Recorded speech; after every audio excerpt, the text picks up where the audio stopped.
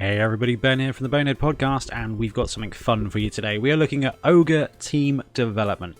So we've looked at rosters, we've looked at tournament rosters, we've looked at league rosters, we've looked at star players. Now what we're doing is we're looking at the skills you can give your players. So when it comes to the Ogre team, for example, we're going to look at how you level them up in a season. What skills to take, what order, what works well, what doesn't. Ogres are a really interesting team in a league because the Ogres get better, doesn't matter what happens, their skills get better, but the Gnoblars are just the ultimate disposable players. So what we're going to do is we're going to have a look at each of the positionals on this team and really just kind of spitball some great stuff you can do with Ogres.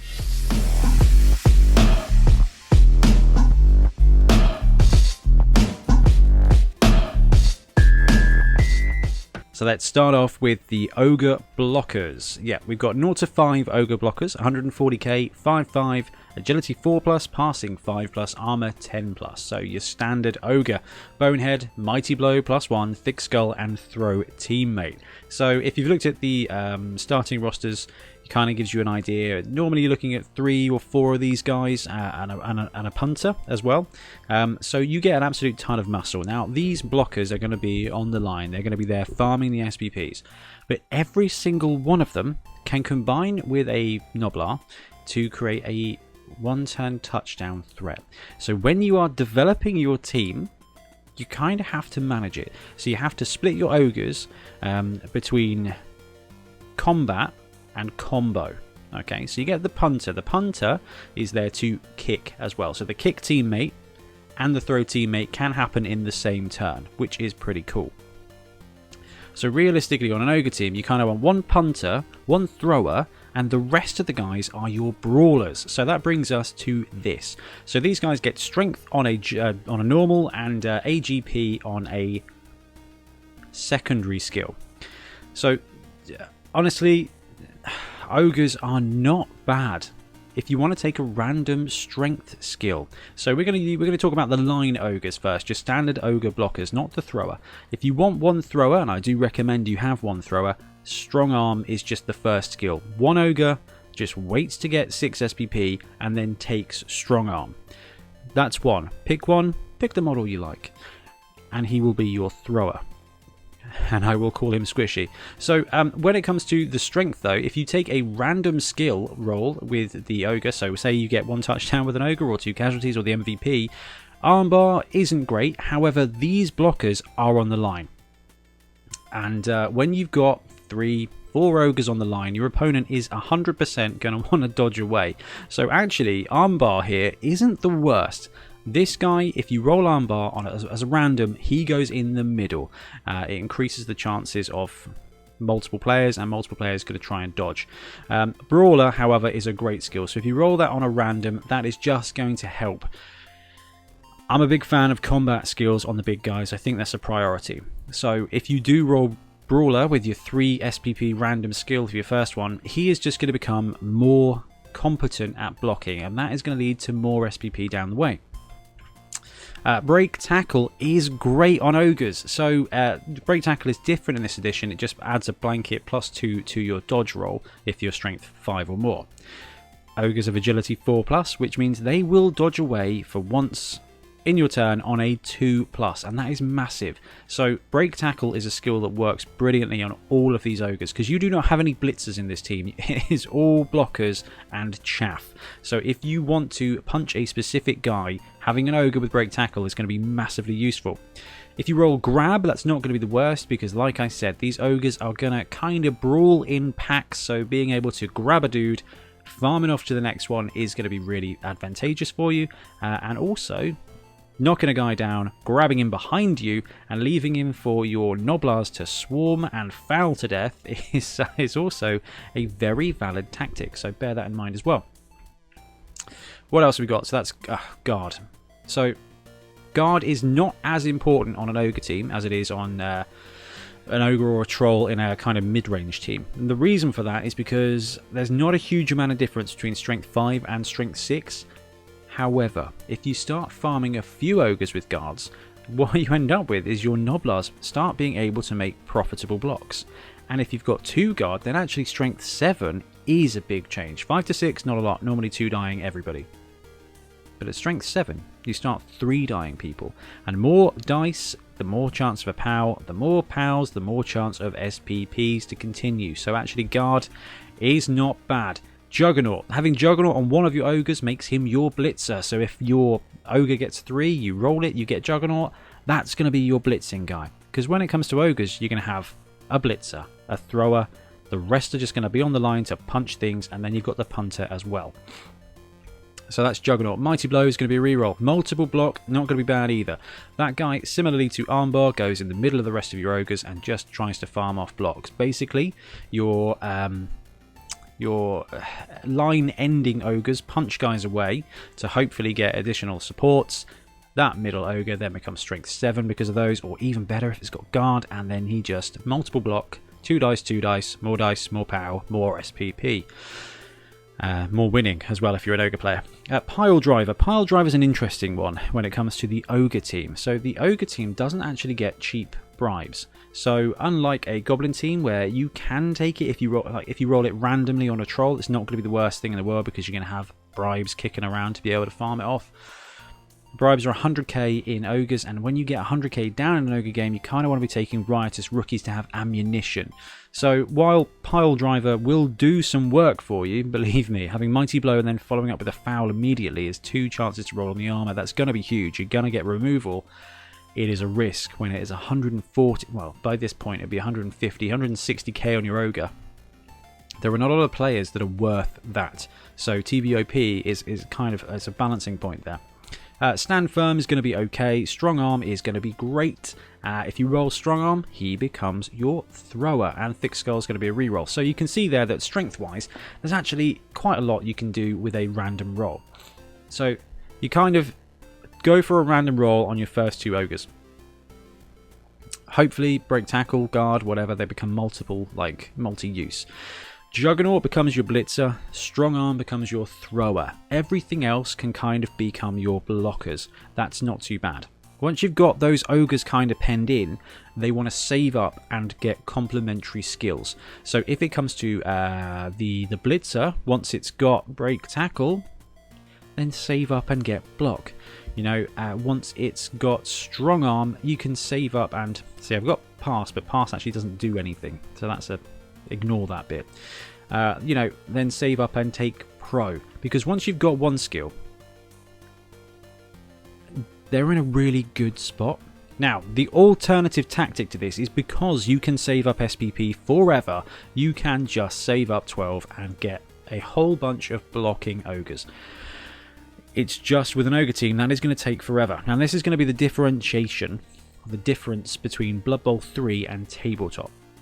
So on the channel at the moment, we currently focus on Tabletop. Believe me, as soon as BB3 lands, we're going to go hard into BB3 and the BB3 meta. But for now, we're looking at Tabletop. Ogre teams, you're going to get 1 season in, maybe 2 season in, and you're not going to be able to develop those guys. You are not going to get 12 SPP on all of your ogres by the end of 2 seasons. It's just not going to happen. If you've got a couple of weeks off work playing BB3, you'll be fine. But when it comes to Tabletop, Brawler for combat, you know, these skills are going to start enabling your team, and they're going to make it more interesting. Like, don't get me wrong, ogres are great fun, but when you start building a little bit of character into your ogres, like that one's slightly better at throwing, that one's slightly better at blitzing, that one's got guard, so actually he becomes my center. Like, the ogres get really interesting. So the first couple, roll randoms, see who develops into those roles. The rest of them, you save up, you wait, and you build into just guys that can fill out the rest of the roles. So if you are, however, willing to save up forever, Block is great, Pro is great, Dodge is great, especially when it's combined with Break Tackle. Frenzy is pretty cool if you've got a lot of guard on the team already. Pass does nothing. That's Legacy, so ignore the Pass. If you save up 18 SPP and go for a random stat, it's not bad either. Movement 6 is okay. I'm not a huge fan of 5 to 6. I don't think it makes much of a difference. Plus agility is great though. 3+ Ogre is going to become a fantastic ball handler. +1 passing is going to be great for throwing that little dude. And +1 strength could be quite good fun. Although at that point they become 220k, and I don't think strength 6 is worth it. But if you save up for a stat, you know, say you roll and you get Brawler and you're quite happy with it, then you save up. Brawler's doing a fine job. So you don't want to shoot for block. Actually, you can wait. No, that's it. I mean, you're not going to get to 18 SPP very quickly either. So the Ogre blockers, really, you want to start them off quickly with a couple of randoms and then save up to 6 SPP to fill it out. The really great thing is you don't have to wait to 12 to get a skill that's going to benefit you. Brawler for the combat guys. Strong arm for your thrower. Break tackle, juggernaut for your blitzer. Guard, multiple block, grab for your combat guys. They are 2 skills away, 2 normal skills away. So take a random, fill out the rest. What's that? 11 SPP. That is far more achievable. So you've got your combat ogres, you've got your thrower, and you've got your blitzer. You've also got your punter. Now your punter comes at a slightly increased price, I think of 145k. 145k, 5+, 4+, 10+. So it's got a slightly better passing at 4+, which is really good because when you kick a teammate, you do actually use the passing. But it doesn't count as throw teammate, but you still use the passing stat. So you're going to have one throwing ogre, who by this point, hopefully, you're going to get sure hand, so he's going to be essentially passing 4+, and you're going to have the runt punter as well, who's doing the same thing. So let's have a look and we'll see which stuff we've got lined up. Okay, so the ogre punter, for all intents and purposes, is exactly the same as the ogre. With one exception, it starts with passing access. Now, all of the passing skills, not a lot of use because it doesn't really work unless you intend to actually throw the ball with an ogre team, which is bold of you, entertaining but bold. Not a lot of use. There are 2 skills to flag out here in the passing menu though. Leader. So now that rerolls can stack during a turn, as to say you can only reroll a dice once, but you can reroll as many dice a turn as you have rerolls. So if you've got 5 rerolls, you can have one turn where you reroll his dodge, reroll his block, reroll that pickup. You can do a bunch of stuff. So the leader access here for the ogre is going to save you 70k. Actually, that's not true. It's going to save you 140k. So by taking leader on your ogre punter, you get that reroll, which is probably going to take you from 4 to 5. And it's going to mean that you can save up that cash and pick up another ogre. I'd rather have 5, 6 ogres and 3, 4 rerolls plus leader. And that's the great thing about the punter. And because it's got passing 4+, it already kind of has strong arm. But everything we just said kind of pans out. I wouldn't want the punter to be too combat focused because that kick teammate's going to be really useful. Now, I'm not overselling the throw teammate angle here. Yes, it's great to have a one-turn touchdown event. But you can blitz once a turn with an ogre, you can position the rest of your ogres against the cage, then you throw a dude and kick a dude at that cage, because you get multiple knockdowns now. So this is just an absolutely awesome way. So you kick a guy, you throw a guy, maybe knock out the side of a cage, and then your blitzing ogre goes in there, and he's going to be 2 dying on that ball carrier. That becomes incredibly effective at stopping your opponent, because remember, every time they drop a ball, they lose a turn. And the more turns you have in contact is going to be the more casualties. Ogres are never going to win a lot of games. You're playing to murder your opponent, because murdering your opponent makes your ogres more fun, and realistically, what you want by the end of your campaign as an ogre coach is just a bunch of like murder ogres, because that's the fun point. So, skills here, leader on the ogre will unlock that. Strong arm gives you a pseudo passing of 3+ when you are kicking a Noblar, which is absolutely awesome. The other thing you can do is on the ball. So, there's 2 elements. On the ball gives you 3 free squares after the kick. Okay, so that allows your punter to swap sides or to collect the ball, because it's not a bad tactic for the ogres to be the ball carriers here. Their agility 4+. And them scoring touchdowns is going to help. So having OTB on the ogre punter is going to help you with basically over half a turns of movement. The other thing is that they get 3 free squares whenever your opponent passes the ball. They don't have to be nearby. They don't have to be in the same half of the pitch. If your cheeky Skaven opponent takes a quick pass in their backfield to get 1 completion point, your ogre gets 3 free squares of movement. Now it's got a dodge and stuff, but still. That's quite huge. That's another skill that I would contemplate giving an ogre punter, but quite frankly, leader's going to enable the rest of your team, and if I'm not doing that, then strong arm to be 3+ kicking my Noblars. And talking of Noblars, here they are. So, skilling up a Noblar is not something you really need to consider a lot of you don't need to think about it for too long. They're not going to survive. You're not going to get to do it very often. So you kind of got this choice. If a Noblar scores a touchdown, it is going to be a short-lived celebration. It's only going to survive a few games. So you've got a choice. You can wait and try and score a second touchdown with it, and then go for a random general. If you've watched the Goblin or Halfling video, you know that actually a random general on a stunty is really good fun. You can do that. Okay, a blocking Noblar is not going to be great. A wrestle Noblar is going to be entertaining, but it's going to cost you your blitz. A sure hands Noblar, however, is really useful, as is a dirty player Noblar, and quite frankly, a dauntless Noblar as well. So if you're willing to wait and try and get some more SPP on a Noblar, or maybe it scores a touchdown and then gets the MVP, a random general is going to be quite entertaining for you. Otherwise, if you're going to go straight agility, taking a random's not going to be the worst. It's only 10k up, and you're not paying TV for them anyway, so that's not bad. Jump up will be genuinely useful. Catch for a stretch play will be useful. Sneaky git will be great for fouling. Sure feet, sidestep, sprint, just going to make the Noblar a little bit faster. So in 2016, whenever I ran Ogres and my Noblars leveled up, if they didn't get a double or a stat up, I generally give them sure feet or sprint, 50-50. That means I've got some movement 8 Noblars and some reliably movement 7 Noblars, and it makes them faster, and that just really kind of adds an element of use to these guys other than to be ammunition. And because they are ammunition, that is why I recommend jump up.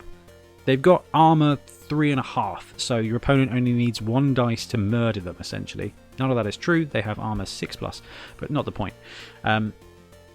Jump up is basically going to mean that you can kick or throw a Noblar at a dude, and as long as he's not dead, he's going to stand up and do stuff for free. So that's just fun.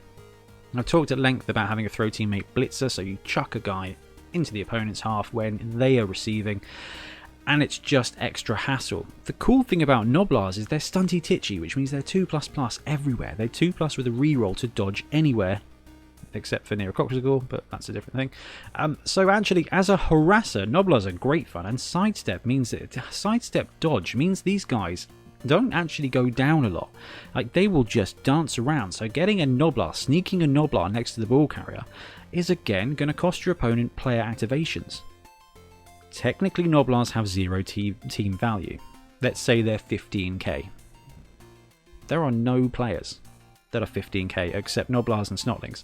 So unless your Noblar is distracting a Snotling, you are making a profitable TVOP matchup, okay? Because if your 15k Noblar is annoying and taking out 80k's worth of their players, 120k's worth of their players, you are winning in that team value on pitch battle. Basically, that one Noblar is taking out 6 times its own TV, and that means your team is playing with 10 players against their 9. That's the kind of advantage you need on the Ogre team, and the great thing is, because you should be playing to get the Riotous rookies, you've got spares. So use the spares as ammunition. Use your own lineman to try and get a cheeky touchdown every now and again, because jump up is going to be really useful. Random agility could be fun. Random general could be fun, but don't expect them to last very long. And if anybody swings a stat up for a Noblar, do get in contact, because you need Bonehead loot, because that's just awesome. And that wraps up Ogre team development. Ogres they got better in this edition. Riotous rookies got better in this edition. The fact that Noblars are 15k means that the Ogre team got better. Team development isn't quite as good for Ogres, because you used to have that random roll, so it would get to 6 SPP and then you might be blessed with plus agility. So it kind of helps them in one hand, is that if you can wait for 12 SPP for an Ogre, you will definitely get the skill you want. But you don't get gifted anything anymore. So that was kind of fun with Ogres, is that, you know, your Noblar might level up and he might get strength, he might do this. So you're not going to get the opportunity to do that stuff. What you will be able to do is make a load of cool random rolls for your Noblars until they die, and you can brew up your Ogres. The random rolls at 3 SPP is going to help you define which of your Ogres is your thrower, your blitzer, and your combat crew. And the punter's just great, and it's as boring as leader is, you will find it useful, I guaranteed, especially with the new reroll rules. Anyway guys, I'm going to wrap up this video. Thank you ever so much for watching. Do let me know in the comments what you think of Ogre teams in League, because I'm looking forward to them. And we'll be back again soon with some more Blood Bowl content. See you later. thanks very much for watching. We really appreciate your support. If you want to support the show even further, please like and subscribe. It really helps us out. Or come and join us in our Patreon, link below, where you get early access to our content and monthly competitions. See you later.